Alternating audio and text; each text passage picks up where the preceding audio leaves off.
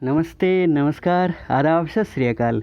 आप सभी का स्वागत है मेरे YouTube channel the end classes में। वो क्लासेस जहाँ हम किसी मुश्किल से मुश्किल टॉपिकों का यूँ चुटकियों में द एंड कर देते हैं। तो जो लोग नेट कर चुके हैं, जो लोग पीएचडी कर चुके हैं और जो असिस्टेंट प्रोफेसर बनने का सपना देख रहे हैं, उनके लिए एक बहुत बड़ी न्यूज़ निकल के सामने आ रही है। जी आप देख सकते हैं, assistant professor vacancy 2020 net PhD किसे मौका मिलने वाला है, ये सारा डिटेल्स हम वीडियो में अंत तक आपको पूरा डिटेल्स में बताएंगे। ऑफिशियल नोटिफिकेशन आपको बता दें कहाँ से आई है निकल के, तो जी हाँ, बिहार से 9000 असिस्टेंट प्रोफेसर की बहाली के लिए ऑफिशियल नोटिफिकेशन निकल के सामने आ रही है।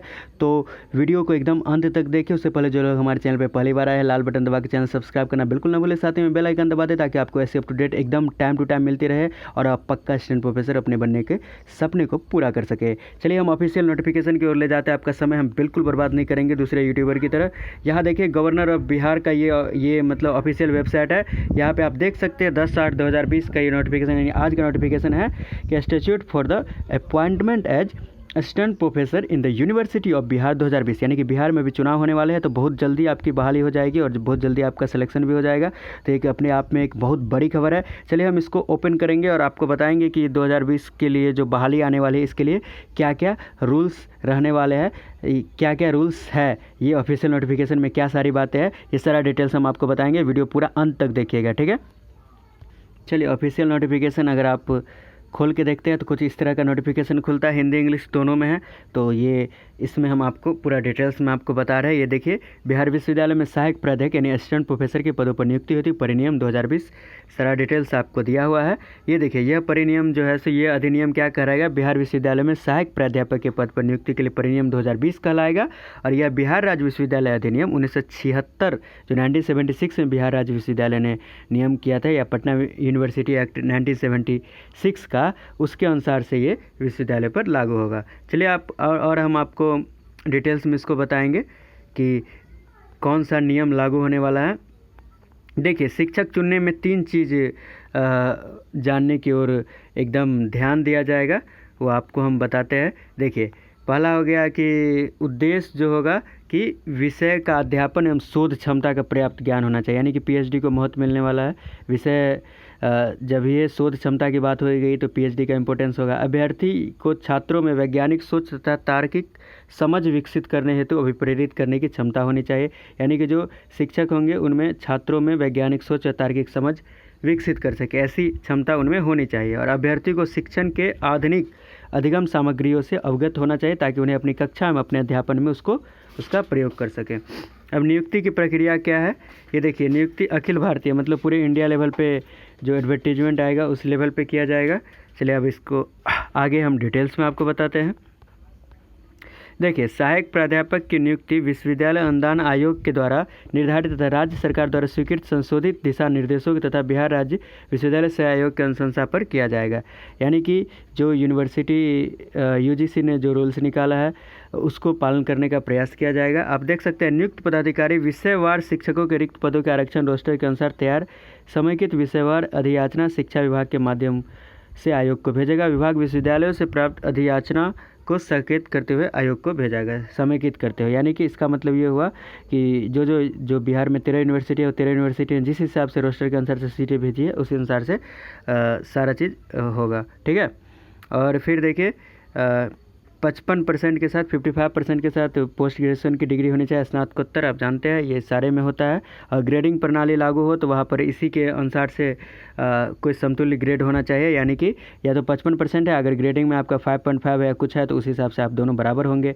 और फिर जो शेड्यूल कास्ट है, शेड्यूल ट्राइब है, अनुसूचित जाति जनजाति है, ओबीसी है, इनसी या ये मतलब बैकवर्ड है, पिछड़ा वर्ग है, तो इन सब के लिए जो है सो 5% की छूट दी जाएगी। और जो विकलांग है उसको पूरे इंडिया लेवल पे छूट दी जाएगी, ठीक है। उन पीएचडी उपाधिधारक जो पीएचडी 5% की छूट प्रदान की जाएगी जिन्होंने 1991 के पूर्व स्नातकोत्तर यानी कि जो पोस्ट ग्रेजुएशन 1991 से पहले किए हैं उनको 5% की छूट दी जा सकती है, छूट दी ही जाएगी। अब चलिए अब देखिए क्या है योग्यताएं में देख लीजिए। अभ्यर्थी को यूजीसी अथवा सीएसआईआर द्वारा आयोजित नेट की परीक्षा अथवा यूजीसी द्वारा प्रत्यायित समतुल्य परीक्षा, यानी कि या तो नेट हो या तो सेट स्लेट जो भी हो वो उत्तीर्ण होना चाहिए, या जो विश्वविद्यालय अनुदान सहायता आयोग द्वारा एमफिल या पीएचडी उपाधि हेतु न्यूनतम मानक प्रक्रिया, यानी कि जो पीएचडी का रेगुलेशन 2009 है या 2016 है वो पालन करते हो। क्या रेगुलेशन 2009-2016 है, यानी कि जो नेट वाले हैं वो लोग फॉर्म भर सकते हैं, सेट स्लेट वाले भी फॉर्म भर सकते हैं, और साथ ही में जो पीएचडी 2009 या 2009 के रेगुलेशन से की है, 2009 या 16 के रेगुलेशन से, वो भी जो है सो फॉर्म भर सकते हैं। और ये 2009 और 2016 के जो रेगुलेशन से किया है उनको नेट स्लेट सेट इस सब से इन सब की ज़रूरत नहीं है, यानी कि वो लोग नेट नहीं रहेंगे तब भी उनको चलेगा, जो कि 2009-2016 के रेगुलेशन से पीएचडी किए हैं। ठीक है, चलिए अब आगे बताएं आपको सेट स्लेट की मान्यता के संदर्भ में यूजीसी का जो रेगुलेशन होगा तो वही बात दिया हुआ है। देखिए रेगुलेशन 2018 वाली बात लागू होगी, और बशर्ते कि दिनांक 11/7/2009 से पूर्व एमफिल पीएचडी कार्यक्रम के लिए पंजीकृत अभ्यर्थी उपाधि प्रदान करने वाली संस्थाओं को तत्काल विद्यमान, ये सारा अपना डिटेल्स दिया हुआ है। इसको हम आपको बता देते हैं कि क्या चाहिए, कैसा पीएचडी चाहिए। तो वो रेगुलर में होना चाहिए आपका पीएचडी। साथ ही में पीएचडी में जो है सो जब आपका थीसिस का मूल्यांकन होता है तो उस समय जो है सो 2 बाह्य परीक्षक हो, यानी कि 2 एक्सटर्नल टीचर आए हो मूल्यांकन के लिए, और पीएचडी के लिए अभ्यर्थियों की खुली मौखिक परीक्षा यानी कि ओपन वाइवा आयोजित किया गया हो, तो वो सारे लोग, उन सारे लोगों की पीएचडी मान्य है। फिर आगे हम बढ़े, आपको बताएं कि अभ्यर्थी ने अपने पीएचडी कार्य में 2 अनुसंधान मतलब 2 रिसर्च पेपर जिसका पब्लिश्ड हो, जिसमें कम से कम एक जो है सो यूजीसी केयर जनरल में हो, और अभ्यर्थियों के विश्वविद्यालय ये सारा अपना दिया हुआ है कि पीएचडी शोध, ये पीएचडी कार्यों के आधार पर कम से कम 2 पत्रों को प्रस्तुत किया हो कहीं भी। तो ये सारी बातें अपना डिटेल्स दिया हुआ है। आगे आपको बताएं तो ऐसे विषयों में स्नातकोत्तर उपाधि धारक अभ्यर्थियों से नेट सेट की अपेक्षा नहीं की जाएगी जिन विषयों में नेट सेट आयोजित ही नहीं होता है। ठीक है, कुछ विषय ऐसे हैं जिसमें नेट सेट आयोजित नहीं होता है। और आपको बता दें कि क्यूएस या द टाइम्स हायर एजुकेशन, ठीक है, इस सब की रैंकिंग में जो या यूएस वर्ल्ड विश्वविद्यालय के रैंकिंग में जो 500 रैंकिंग में आते हैं विदेशी विश्वविद्यालय, तो उन लोगों को जो है सो स्पेशल ये मतलब ट्रीट दिया जाएगा। चलिए अब आगे हम बढ़ते हैं। संगीत, परफॉर्मिंग आर्ट, विजुअल आर्ट, अन्य परंपरागत कला स्वरूपन, शिल्पकला, ड्रामा, नाट्य, परंपरागत अथवा पेशेवर कलाकारों की अर्हता की जांच विश्वविद्यालय अनुदान आयोग, ये सारा डिटेल्स दिया। रेगुलेशन 2018 मतलब ये पालन करेगा, यही बात कर रहा है। देखिए एज, अब हम सीधे एज पे आते हैं। एज जो है सो मैक्सिमम 55 साल होने चाहिए। वेतन जो असिस्टेंट प्रोफेसर का वेतन है वही वेतन देगा, यानी कि 57,700 से ये वही 1.5 लाख तक रहता है। और साक्षात्कार यानी इंटरव्यू जो होगा उसमें तीन विषय विशेषज्ञों को मिलाकर गठित किया जाएगा जो आयोग के अध्यक्ष द्वारा नामित किए जाएंगे, यानी कि 3 ठो जो आपके सब्जेक्ट है स्पेशलिस्ट होगा, अगर हिस्ट्री है, सिविक्स ये या पॉलिटिकल साइंस है या कुछ भी है आपका, फिजिक्स केमिस्ट्री, तो 3 ठो उस विषय के स्पेशलिस्ट होंगे और आयोग के अध्यक्ष द्वारा इनको नामित किया जाएगा। साक्षात्कार बोर्ड के अध्यक्ष आयोग के अध्यक्ष अथवा सदस्य होंगे जिन्हें आयोग द्वारा नामित किया जाएगा। साक्षात्कार के लिए प्रक्रिया संबंधित निर्णय आयोग के द्वारा लिया जाएगा, यानी कौन कैसा प्रोसेस होगा ये आपको कमीशन ही बताएगा। ठीक है, और एकेडमिक के अनुसार से और फिर जो है सो इंटरव्यू के अनुसार से आपका मेरिट लिस्ट तैयार किया जाएगा। ये सारी बातें दिया हुआ है। फिर संबंधित संगत संबंध विषयों में उपाधि प्राप्त उम्मीदवारों की अर्हता, किसी विशिष्ट विषय के लिए विषयों में उपाधि प्राप्त उम्मीदवारों की अर्हता पर 2-3 विषय विशेषज्ञों को मिलाकर गठित समिति की अनुशंसा पर आयोग द्वारा निर्णय लिया जाएगा, यानी कि ये जो साक्षात्कार में इंटरव्यू में कितने लोग बुलाए जाएंगे ये भी आयोग ही डिसाइड करेगा। आरक्षण जो मिलेगा वो जो है सो विश्वविद्यालय या राज्य सरकार द्वारा कोटिवार या विषयवार तैयार किए गए रोस्टर में विज्ञापन तिथि को राज्य सरकार की आरक्षण नीति का अनुपालन दृढ़तापूर्वक किया जाएगा। ठीक है, तो अगर और वही ये भी इसमें डॉट क्लियर कर दिया है कि अगर मान लीजिए कोई ओबीसी है, एससी है, अगर वो जनरल में अच्छा मार्क्स लाता है तो उसका जनरल में भी सिलेक्शन हो सकता है। ठीक है, ये नहीं कि ओबीसी सिर्फ ओबीसी में होगा, ओबीसी का अच्छा मार्क है तो वो जनरल में भी हो सकता है। ठीक है, नहीं तो जो जिस तरह से आरक्षण है ओबीसी एससी एसटी का उस हिसाब से अपने आरक्षित वर्ग में होगा। ठीक है, तो आरक्षित वर्ग वाले को जनरल में भी हो सकता है, ये बात क्लियर कर दिया है। चलिए अब चयन प्रक्रिया पारदर्शी होगी, यानी कि पूरा एक तरह से ट्रांसपेरेंट होगा। सहायक प्राध्यापक के पद पर चयन के लिए आयोग द्वारा उम्मीदवार की शैक्षणिक योग्यता तथा साक्षात्कार दोनों में प्रदर्शन पर विचार किया जाएगा। ठीक है, 100 अंक जो है साक्षात्कार के लिए और 15 अंक जो है सो इंटरव्यू के लिए रहेगा। ठीक है, और 100 अंक मतलब एकेडमिक के लिए हो गया और 15 नंबर इंटरव्यू के लिए। मेधा सूची योग्यता में कुल 100 अंक और 115 अंक पर तैयार किया जाएगा। आरक्षण जो है सो रोस्टर के अनुसार से सम्मिलित मेधा सूची तैयार की जाएगी। ठीक है, और विभाग अथवा विश्वविद्यालय को भेजा जाने वाले विश्वविद्यालय पैनल तैयार किया जाएगा।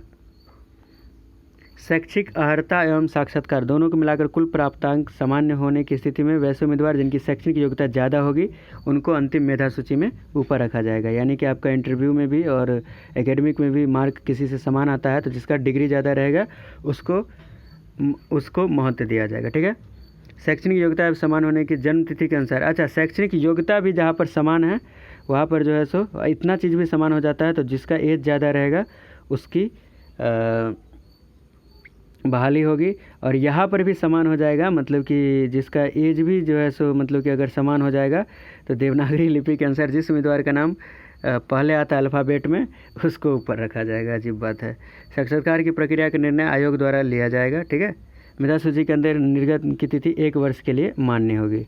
ठीक है, यानी कि आप सिलेक्शन होने के 1 साल तक नियुक्ति करवा सकते हैं। और अधिनियम के प्रावधान के अधीन कुलपति को स्वीकृत पद के अंतर्गत निर्धारित वेतनमान एवं ग्रेड पे में आयोग की अनुशंसा आलोक में नियुक्ति की शक्ति होगी। ठीक है, आयोग की अनुशंसा संबंधित विश्वविद्यालय द्वारा सिंडिकेट की अनुमति के लिए संबंधित सिंडिकेट की अगली बैठक में रखा जाएगा। ये सारा बात अपना डिटेल्स दिया हुआ है, ये सारी बात आप जानते हैं। इसमें कुछ खास नहीं है, वही सारी बातें दी हुई है किस प्रकार से सिलेक्शन होना है। आप देखिए कौन सा रूल लागू होगा, तो देखिए स्नातक के लिए रखा है वही रेगुलेशन 2018 लागू कर दिया। 80% से ऊपर रहेगा उसको 15 मिलेगा, 60% या उससे ज़्यादा रहेगा और 60 से 80 के बीच में रहेगा उसको 13 मिलेगा। देखिए ग्रेजुएशन से स्टार्ट हो रहा है ना कि मैट्रिक इंटर का मार्क, यानी कि पूरा रेगुलेशन 2018 लागू किया है। 80% या उससे ऊपर के लिए 15 नंबर और 60% या 80% के बीच 13 नंबर और 55% या उससे ज़्यादा के लिए 55 से 60 के बीच में 10 नंबर मिलेंगे और 45% उससे नीचे रहेंगे उसके लिए 5 नंबर मिलेंगे। फिर आगे देखिए पीजी के लिए दिया 80% से ऊपर को 25, 60 से 80 के बीच में 23 नंबर और 55% या उससे ज़्यादा अनुसूचित जाति जनजाति बीसी दिव्यांग के लिए 20 अंक दिया, यानी कि ज़्यादा कोई अंतर नहीं है। एमफिल में देख सकते हैं 60% या उससे ऊपर रहेगा तो 7, 55% या उससे ऊपर या 60% से कम रहेगा तो यानी कि 55 से 60 के बीच में रहेगा तो 5 नंबर और 60 से ऊपर रहेगा तो 7 नंबर। पीएचडी का 30 नंबर दे रहा है, यानी कि पीएचडी वालों के लिए बल्ले ही बल्ले है। नेट और जेआरएफ दोनों साथ रहे फिर भी 7 ही नंबर है। नेट का मात्र 5 नंबर है, सेट का मात्र 3 नंबर है। और यूजीसी केट जनरल में आपका अगर 5 पूरे प्रकाशित होते हैं तो 10 नंबर मिलेंगे, नहीं तो जितने प्रकाशित होंगे उसके 2-2 नंबर मिलेंगे। यूजीसी केट जनरल में अगर आपके 2 प्रकाशित है तो 4 नंबर मिलेंगे। इसी तरह अगर आपके 400 यहाँ प्रकाशित है तो 2 4 जा 8 नंबर मिलेंगे, यानी मैक्सिमम 10 नंबर ले सकते हैं। साथ ही साथ आपको टीचिंग का एक्सपीरियंस है तो 1 साल का 2 नंबर मिलता है, मैक्सिमम 5 साल का 10 नंबर मिलेगा। 1 साल से कम है तो आप बीसी से लिखा के आइए, उस अनुसार से आपको एक्सपीरियंस जोड़ा जाएगा। जहाँ आपने काम किया उस भीसी से या उस कॉलेज के प्रिंसिपल से या इसी टाइप से कहा है। फिर जो है सो अनुभव के लिए 2 अंक, ये बात तो हमने आपको बताया है। और आपको प्राइज वराइज भी मिला है तो उसके लिए भी 3 नंबर यहाँ पर दिया हुआ है। राज्य स्तर का प्राइज मिला है तो 2 नंबर और सेंट्रल लेवल का प्राइज मिला है तो 3 नंबर।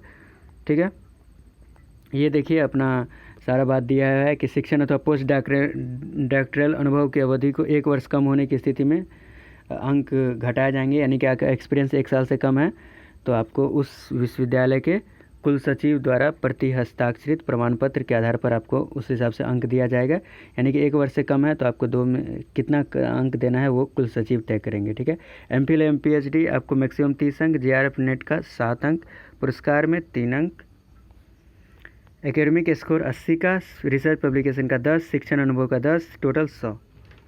ठीक है, सेट सिलेक्ट का स्कोर संबंधित राज्य के विश्वविद्यालय महाविद्यालय में नियुक्ति हेतु मान्य होंगे। तो ये सारा डिटेल्स आपके सामने है। तो ये हमने आपको ऑफिशियल नोटिफिकेशन पूरा डिटेल्स बता दिया। अब इसके मतलब कि और किस विषय में कितनी सीटें है ये अभी निकल के सामने नहीं आई है, तो जल्दी वो नोटिफिकेशन 2-4 दिन में आएंगे, सारा डिटेल्स आपको हम बताएंगे। उससे पहले आपको बता दें हमारे चैनल पर पहली बार आया तो हमारे चैनल को सब्सक्राइब करना बिल्कुल ना भूलें। ऐसी खबरें हम कंटिन्यू लाते रहते हैं। पिछली वीडियो भी देख सकते हैं असिस्टेंट प्रोफेसर वैकेंसी की, पूरे भारत में जहाँ कहीं से भी आती है हम आपके लिए हमेशा मौका लाते हैं। तो लाल बटन दबा के ऐसे खबरों के लिए अप टू डेट रहने के लिए हमारे चैनल सब्सक्राइब करना बिल्कुल ना भूलें। साथ ही में बेल आइकन दबा दें ताकि आपको ऐसे अपडेट तुरंत मिलते रहे और आपको कॉलेज में पढ़ाने का जो सपना है वो आप निश्चित ही पूरा कर सके। मिलते हैं आपसे अगले वीडियो में। घरों में रहे, सुरक्षित रहे। धन्यवाद।